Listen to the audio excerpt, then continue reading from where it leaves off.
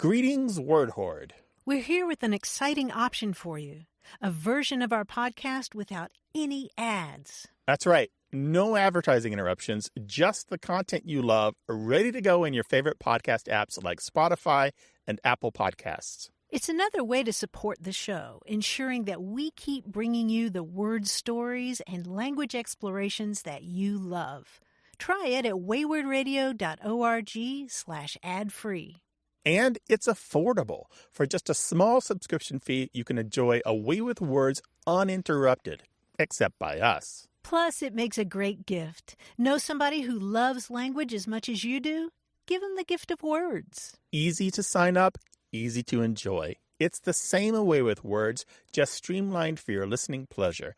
Go to waywardradio.org/ad-free. Support us, support the show, and enjoy an ad-free listening experience. waywardradio.org/ad-free. Thank you.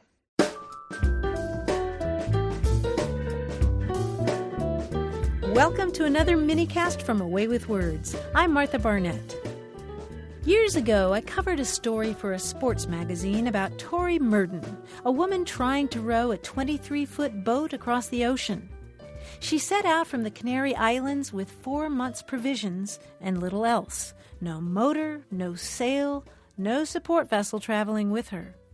And after 81 days and 2,962 lonely miles at sea, she reached her goal, becoming the first woman ever to row a boat across the Atlantic. But for Murden, the challenge of rowing an ocean was nothing compared to the struggle of trying to explain why she'd done it in the first place. Why endure crushing boredom, blazing heat, chilling rain, blisters, and backaches day after day, all to row a little boat from one continent to the next? Recently, I thought of Murden while I was reading a book about, of all things, dictionaries. It's by Ammon Shea, and it's called Reading the OED. 1 man, 1 year, 21,730 pages. Well, you see where I'm going with this. When it comes to dictionaries, Shea is an extreme adventurer. And this book chronicles his quirky quest to scale the Mount Everest of lexicography, the great Oxford English Dictionary. Shea is besotted with words. So much so that he quit his job as a furniture mover in New York and spent an entire year reading the OED. He did so, he writes, in order to find out what words there are for things in the world that I had always thought unnamed. And find them he did, words like petrichor, that's Petrichor. It means the pleasant smell of rain on the ground, especially after a dry spell. Well, you knew there should be a word for that, right? Or how about apricity? Apricity is the warmth of the sun in winter. And then there's balter, to dance clumsily. Now that's handy. Trudging through page after page, he endures headaches, eye strain, and a growing ghastly pallor from long days reading in a library basement.